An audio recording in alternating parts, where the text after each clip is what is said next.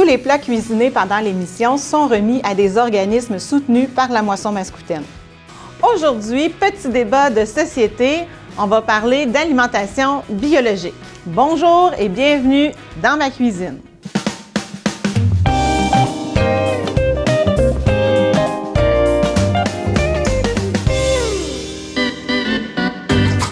On se méfie souvent des aliments transformés, surtout parce qu'on les confond avec les aliments surtransformés et leur liste d'ingrédients qui finit pas. En bio, il n'y a pas de place aux substances modifiées, aux colorants artificiels, aux liants alimentaires, tous interdits d'utilisation par les normes biologiques. La liste des ingrédients se raccourcit passablement. Les produits transformés bio sont ceux qui sont utilisés couramment dans nos cuisines, comme les huiles végétales, les farines, les pains, les fromages, les yogourts, les viandes et les produits de l'érable. Chaque produit transformé portant sur son emballage la mention biologique doit contenir 95 % d'ingrédients biologiques. La traçabilité est assurée du début jusqu'à la fin de la chaîne puisque l'entreprise de transformation doit s'assurer que les produits et les ingrédients qu'elle utilise proviennent de l'agriculture biologique et que la réception des produits doit se faire dans des contenants qui empêchent toute forme de substitution ou de contamination.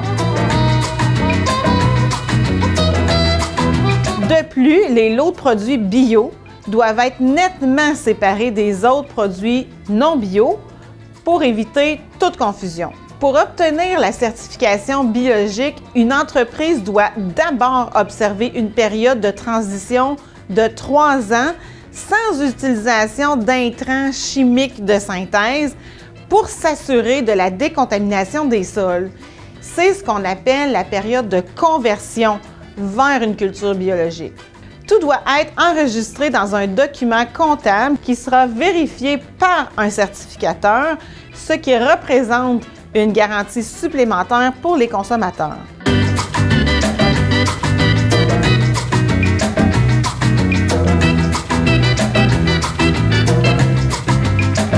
Pour le pudding chômeur aux pommes, vous allez avoir besoin de une tasse de cassonade, une tasse de crème à cuisson 15 ou 35 %, une tasse de sirop d'érable, une cuillerée à table de beurre pour la sauce.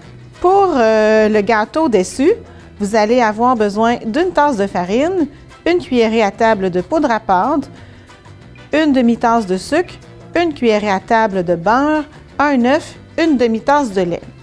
Et bien entendu, 3-4 pommes pelées et coupées en quartiers. Dans un premier temps, je vais porter à ébullition la crème, le sirop d'érable et la cassonade, ainsi qu'une cuillerée à table de beurre, sirop d'érable,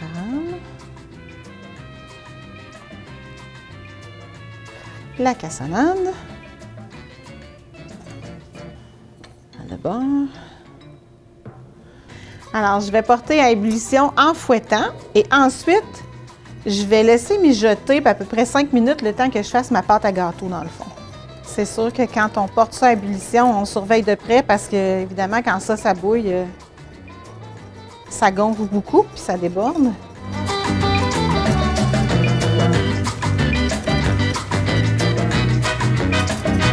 Et voilà, ça bout. Alors, je vais laisser mijoter. J'ai descendu mon rond beaucoup. Entre-temps, je vais fouetter ensemble l'œuf, le beurre et le sucre.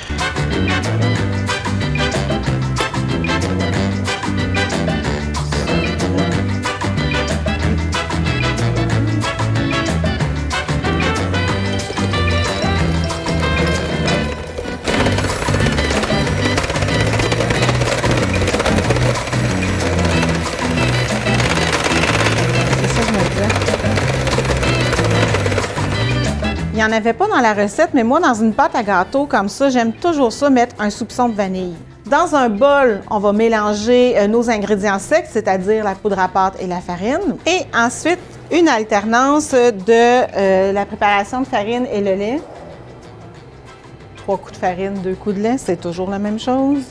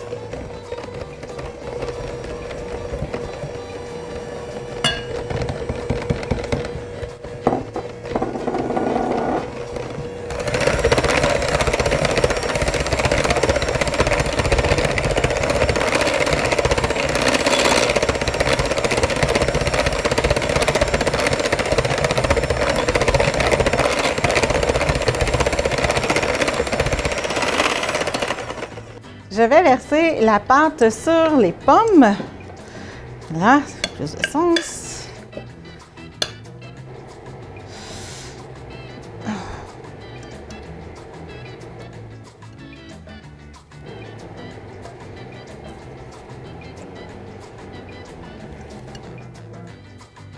Et je vais couler tout doucement le sirop sur le gâteau, bien sûr, sans en mettre à côté.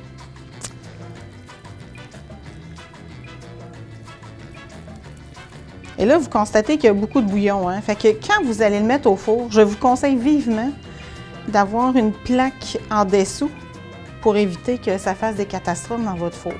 Moi, en tout cas, j'ai bien ça, ramasser ça. On envoie ça au four 45 minutes à 350 au centre du four. Pour vérifier la cuisson, bien sûr, vous pouvez insérer un petit cure-dent et quand vous ressortez le cure-dent, il faut qu'il soit propre. On laisse tiédir un petit peu avant de manger parce que sinon, c'est vraiment trop chaud.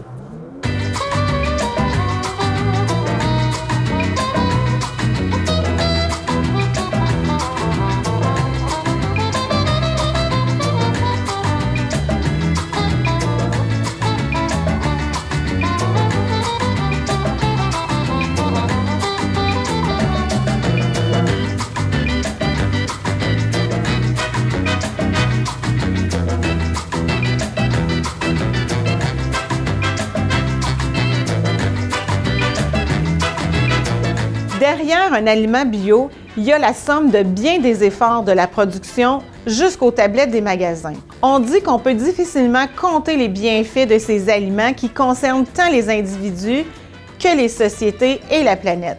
Ils s'étendent même aux générations futures puisque l'application rigoureuse du principe de précaution en bio va leur éviter d'avoir à subir des répercussions négatives liées à différentes sources de production. On peut donc l'affirmer haut et fort, une alimentation, c'est un bien précieux à bien des égards. Les questions qu'on peut se poser, c'est est-ce que l'agriculture biologique respecte vraiment l'environnement? Oui, c'est indiscutable, pas de pesticides, pas d'herbicides chimiques, pas de fertilisants de synthèse, ni de semences génétiquement modifiées. Pour les élevages, donc pas d'antibiotiques, pas d'hormones de croissance et pas de farine animale. De toute façon, c'est interdit au Canada, mais un régime bio et un accès à l'air frais. Le pendant contre, c'est que produire du bio, c'est une obligation de moyens et non un résultat. Interdire aux agriculteurs d'utiliser des pesticides et des engrais chimiques ne signifie toutefois pas que leurs produits sont totalement exempts de ces produits-là. Même si les agriculteurs ont respecté leur période de transition et même s'ils respectent les bandes à ne pas cultiver sur le bord des champs, ils sont toutefois impuissants aux pollutions anciennes et aux résidus de produits portés par le vent et par l'eau. Une autre question, est-ce que la filière bio est vraiment sûre? En fait, elle est de plus en plus sûre ici au Québec. Il y a 6 organismes accrédités qui certifient les aliments biologiques produits au Québec dans le respect des règles strictes imposées par le Conseil d'accréditation du Québec.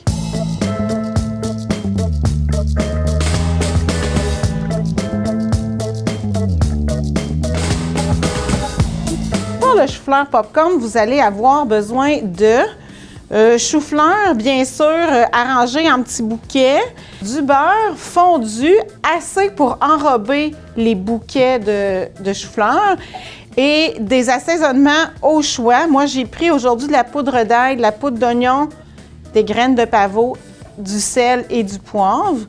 Donc, première étape, je vais faire fondre mon beurre.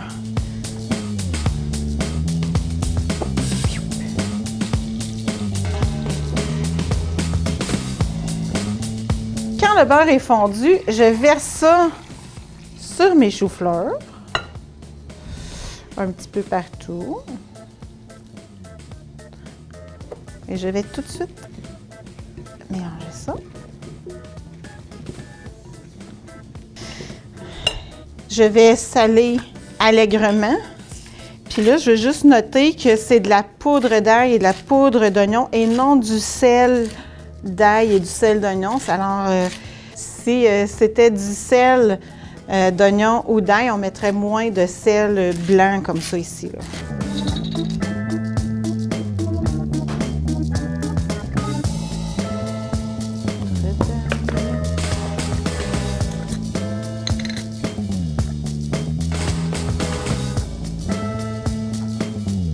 De la ciboulette séchée aussi, ça aurait fait un beau travail. Et je vais mettre des graines de pavot juste parce que c'est beau. Mais ça ajoute un petit croquant vraiment intéressant aussi, pour vrai, là.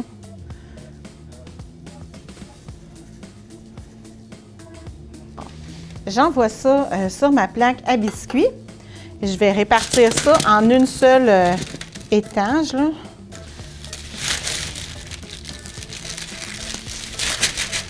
Et je vais envoyer ça au four 25-30 minutes à 450 dans la partie supérieure du four. Et puis, il va falloir venir les retourner là, de temps en temps.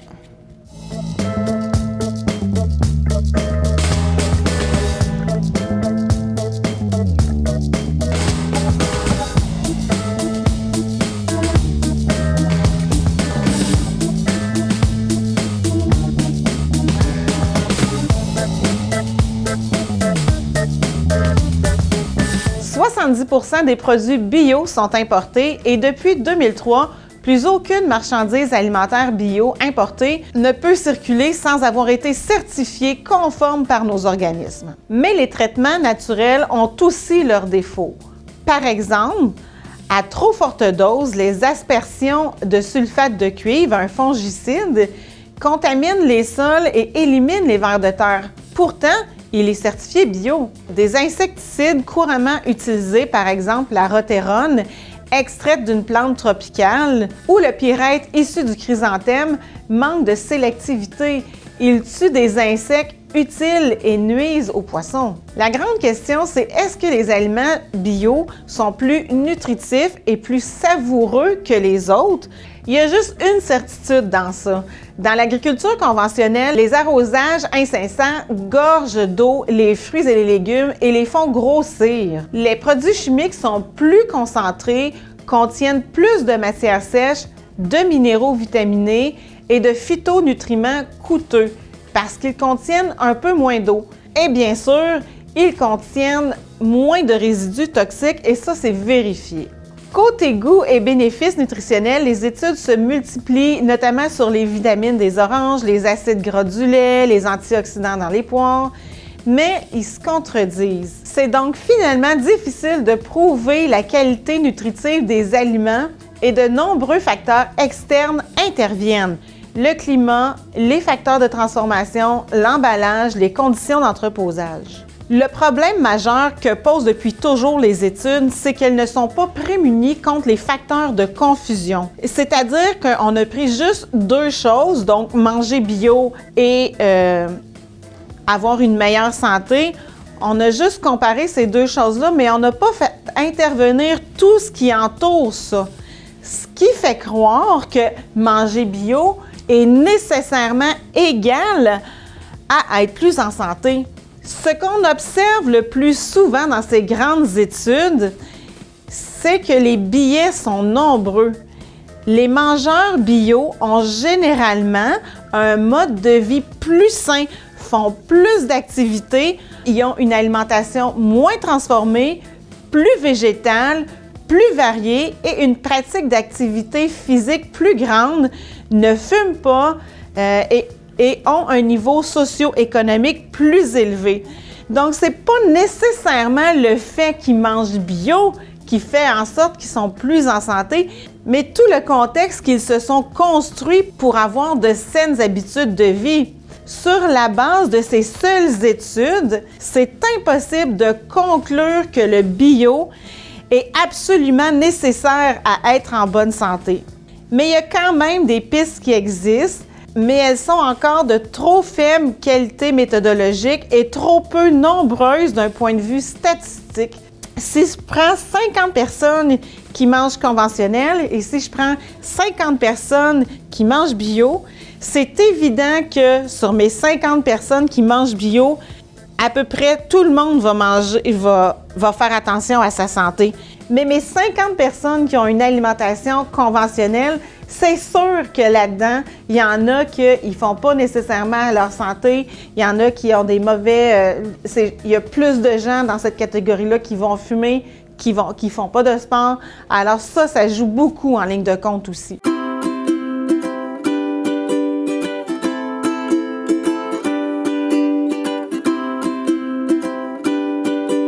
Pour les boules d'énergie, il existe 100 000 recettes, mais pour celle-là, vous aurez besoin de 1/4 de tasse de purée de dattes, 3 cuillerées à table de Wow Butter, 1 cuillerée à table de graines de chia, 1 tasse de flocons d'avoine à cuisson rapide, 1/4 de tasse de lait en poudre, 3 cuillerées à table de pépites de chocolat, une touche de sel et 1/4 de cuillerée à thé de cannelle si désiré. Dans la recette, la cannelle, ils vous disent 1/4 de cuillerée à thé. Personnellement, moi, je trouve que c'est trop pour la quantité qu'on a. Moi, je vais mettre la moitié de cette quantité-là. Et pour ce qui est des brisures de chocolat, ben j'ai des petites pastilles de chocolat au lait. Ça va être parfait, mais vous allez voir que je vais être obligée de faire des boules assez grosses. Pour ceux qui ne connaissent pas le Wow Butter, c'est un beurre de soya grillé. Ça goûte sensiblement la même chose que le beurre d'arachide. C'est un petit peu plus sec, mais par contre, ça contient le double de protéines de ce que le beurre d'arachide peut contenir. Alors, c'est quelque chose de vraiment intéressant à considérer, surtout quand on fait des boules énergie et quand il y a des allergies alimentaires aussi. Dans un bol, on met tous les ingrédients et on mélange ça bien comme il faut.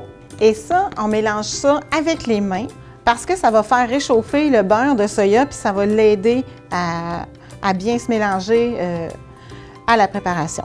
À vos marques, prêt. Je vais me leur laver les mains parce que j'ai touché à plein de choses avant.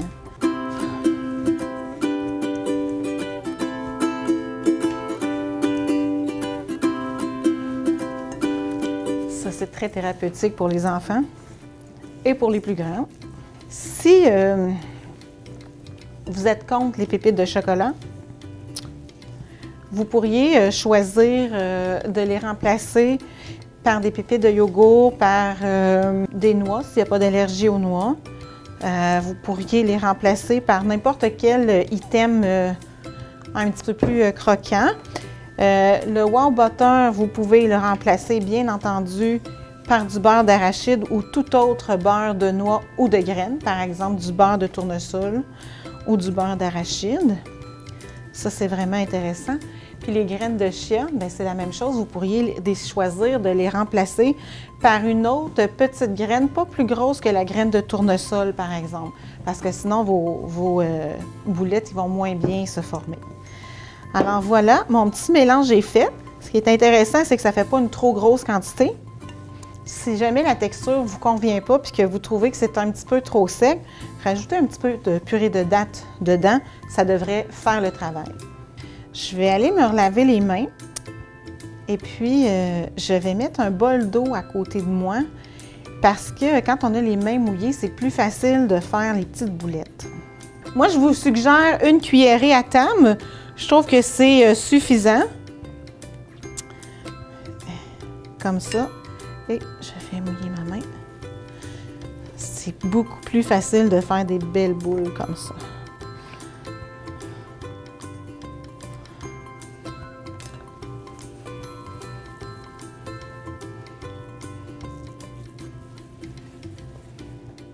Alors, pour la purée de dattes, vous pouvez l'acheter toute faite. Ou vous pouvez la faire vous-même. Alors, c'est vraiment pas compliqué. Vous faites cuire vos dattes, pareil comme quand vous faites des carrés aux dattes. Fait que pour une livre de dattes environ, vous allez mettre une tasse d'eau, un petit peu plus, puis vous allez les faire cuire soit au micro-ondes, soit sur le feu. Puis vous allez les faire cuire jusqu'à temps que ça se défasse. Puis ensuite, si vous trouvez qu'il y a trop de filaments ou de morceaux dedans, vous allez passer un petit hand mixeur dedans ou passer la purée au robot culinaire tout simplement. Je vous propose de les réfrigérer une trentaine de minutes avant de les manger. Ça se conserve au réfrigérateur, bien évidemment.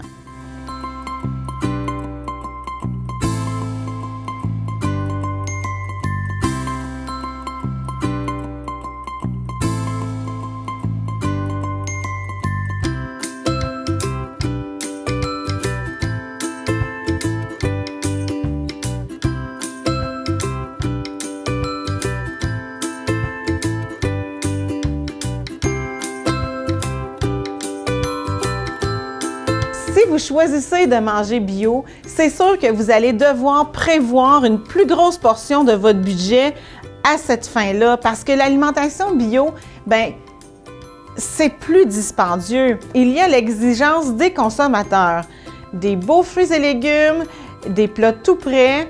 Alors que très peu d'additifs leur sont permis, les producteurs mettent au point de nouvelles méthodes pour préserver la texture, la couleur et le goût, ainsi que la qualité de la conservation. Ça l'explique en partie le prix plus élevé. En moyenne, on paie de 30 à 40 % plus cher un légume bio qu'un légume conventionnel. Et souvent, l'apparence du légume bio est moins appétissante et ça rebute certains consommateurs habitués aux fruits et aux légumes parfaits de l'agriculture conventionnelle. Certains analystes affirment qu'en plus d'être plus coûteux pour le producteur, le bio fournira jamais assez les rendements nécessaires pour nourrir la population mondiale qui est grandissante. Il ne faut pas oublier non plus que les normes biologiques ne sont pas toutes pareilles d'un pays à l'autre et même si elles passent par nos organismes de certification, le niveau de biologisme n'est pas nécessairement le même. Dans ma vie à moi, et c'est très personnel, je préfère encourager les producteurs d'ici avec des légumes frais d'ici qui ne sont pas nécessairement bio, mais qui respectent quand même une agriculture propre au niveau de l'environnement, que des aliments biologiques qui ont fait 5000 km suremballés pour arriver sur ma tablette d'épicerie. C'est 70 % des aliments bio qui proviennent de l'extérieur. C'est sûr qu'on ne trouvera jamais des bananes bio ici au Québec, qui poussent au Québec. C'est là que je me pose la question si ça vaut vraiment la peine de manger bio.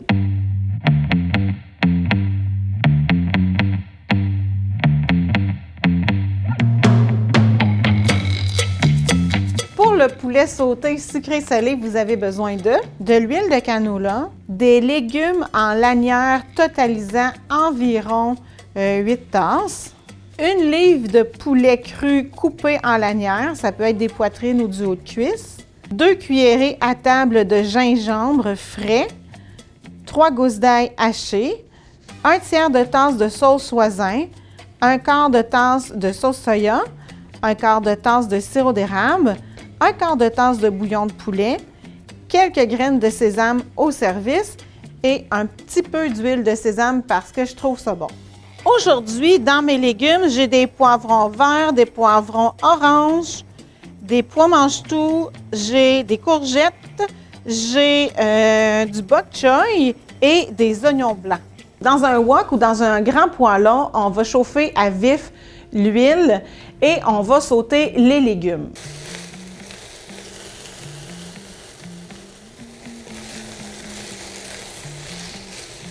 Là, je veux simplement faire tomber mes légumes. Je veux qu'ils soient encore croustillants là, quand je vais les enlever de là. Il y a aussi le fait que je mangerai certainement pas tout ça en un repas. Alors, je vais devoir en mettre au frigidaire pour me faire des lunchs. Puis là, quand c'est trop cuit puis qu'on réchauffe, ben là, ça vient vraiment plus mou, c'est moins intéressant. On réserve ces légumes-là et on va remettre un petit peu d'huile pour faire sauter le poulet pendant 5 minutes jusqu'à temps qu'il soit bien coloré.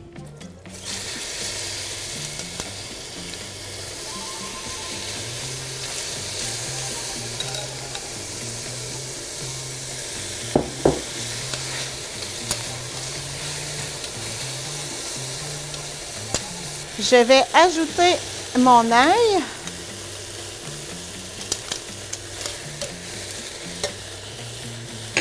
Et le gingembre, comme je n'ai pas de gingembre frais, je vais mettre du gingembre en poudre tout simplement. La quantité que vous désirez, là, ça peut être 2 cuillerées à table aussi. Là. Et voilà. Et là, je vais ajouter tous les autres ingrédients de la recette, sauf les graines de sésame. Alors, le bouillon de poulet, la sauce voisin,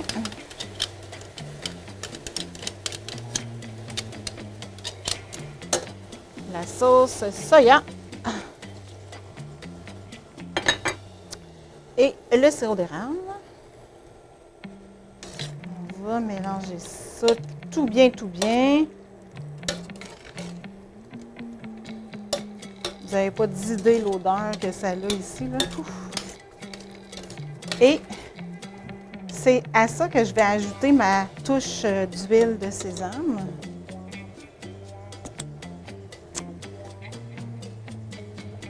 C'est dans ça qu'on va laisser cuire le poulet complètement. Ça devrait prendre un 5 minutes à peu près, pas bien plus que ça, à découvert. Et quand le poulet est bien cuit, on va remettre les légumes qu'on a fait sauter et les enrober de sauce et c'est prêt.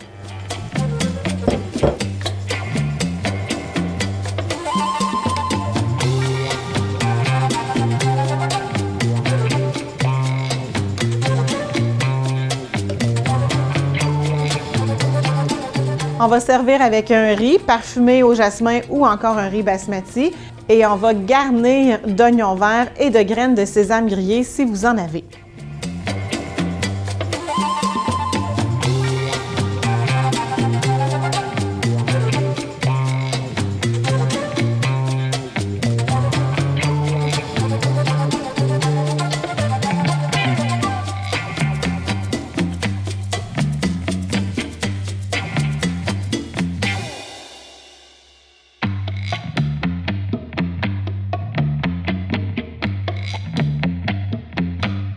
Je vous remercie d'avoir été avec moi encore cette semaine. Je vous invite à aller visiter le site de la Moisson Mascoutaine où vous y trouverez plein d'autres informations ainsi que les recettes.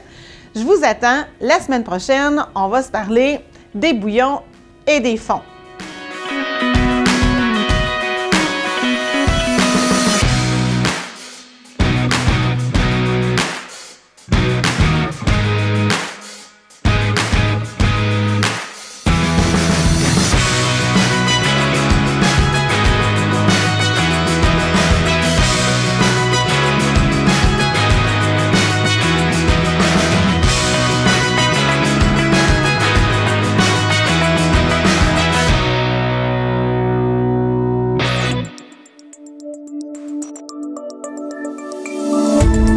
Cette émission d'Accès est appuyée par Cogeco et est rendue possible grâce à la collaboration de la communauté avec Nous TV.